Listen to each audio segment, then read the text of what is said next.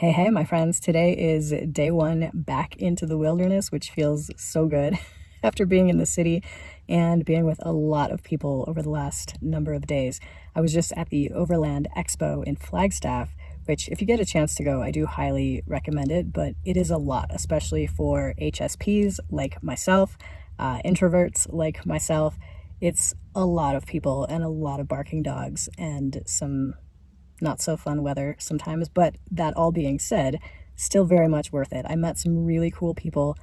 There were some very funny comments about overlanders being professionally antisocial or professionally homeless, and really just a lot of people that like to be in the outdoors, doing their own thing, oftentimes on their own, oftentimes solo. And there were some really good discussions as well about solo traveling, solo camping, which I am all for 100%.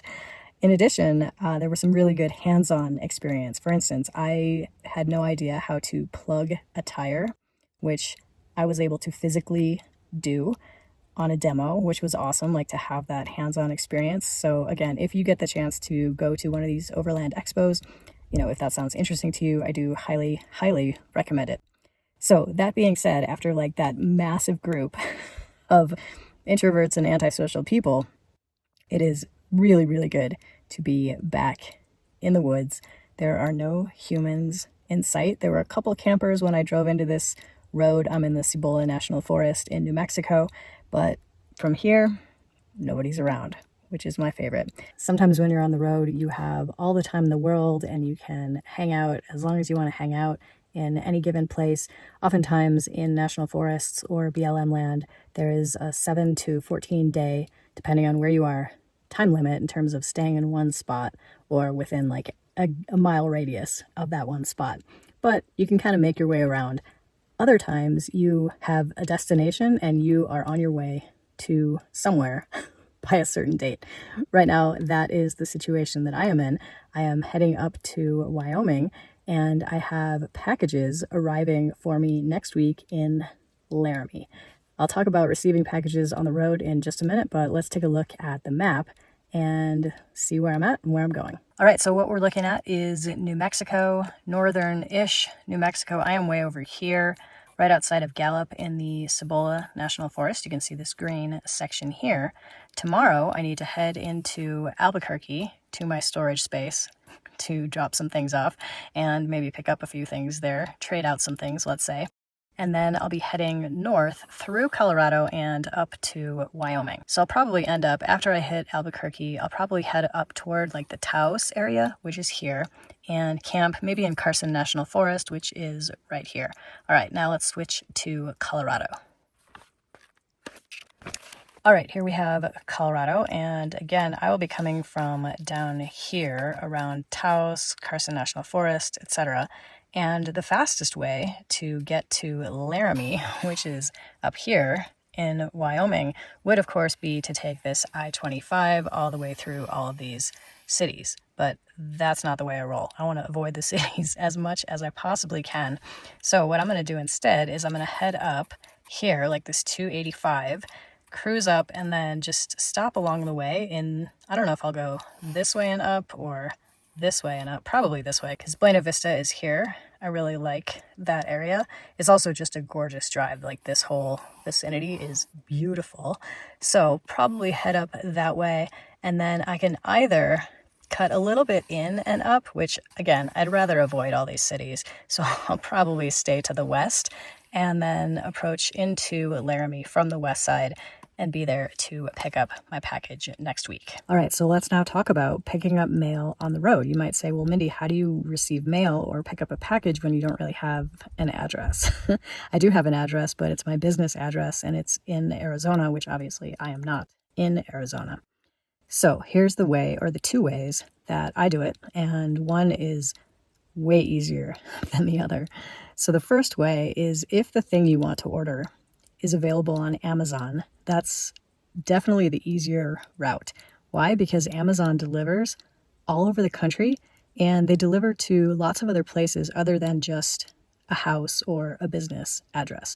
For instance, if there is a Whole Foods near where you are or where you are going, you can oftentimes pick up your Amazon delivery at Whole Foods, which is super convenient. Oftentimes, the Whole Foods will even bring it out to your car. A lot of people take their Amazon returns to Whole Foods to send them back to Amazon, and you can just as easily pick up your orders there. So that's like the easiest way to do it. Additionally, even if there isn't a Whole Foods by you, Amazon also delivers to Amazon lockers, which are all over the country. They deliver to other places too, sometimes like Staples or Office Depot type of places.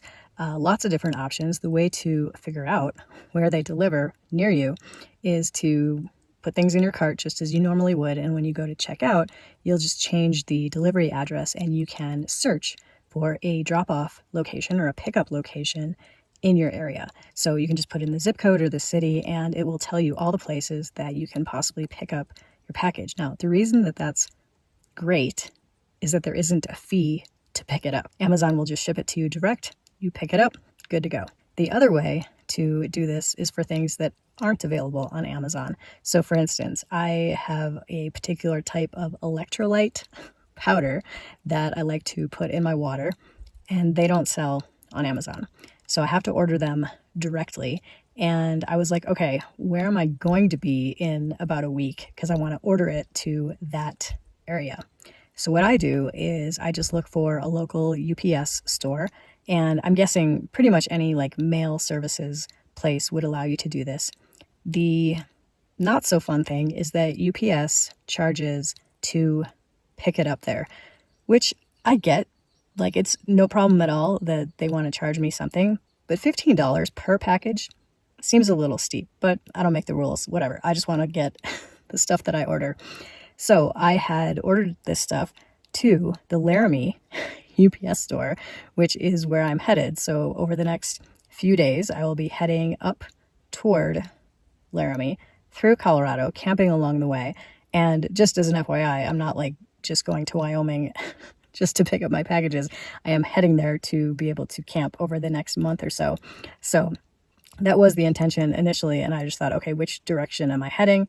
Laramie is kind of a big city, so I will just order my stuff there. So that is how I get packages on the road and can resupply myself. On this particular order, I ordered electrolytes and some dehydrated food from a different company that makes really nice organic dehydrated meals.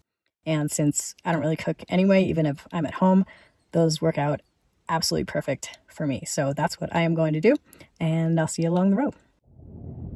Right now we're cruising through northern New Mexico, and it's just a beautiful drive.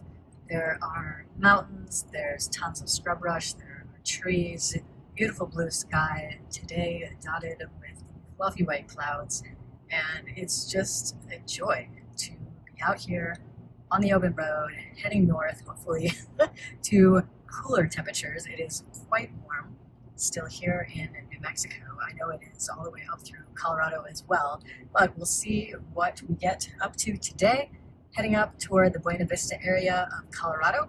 So I'll check in with you guys later.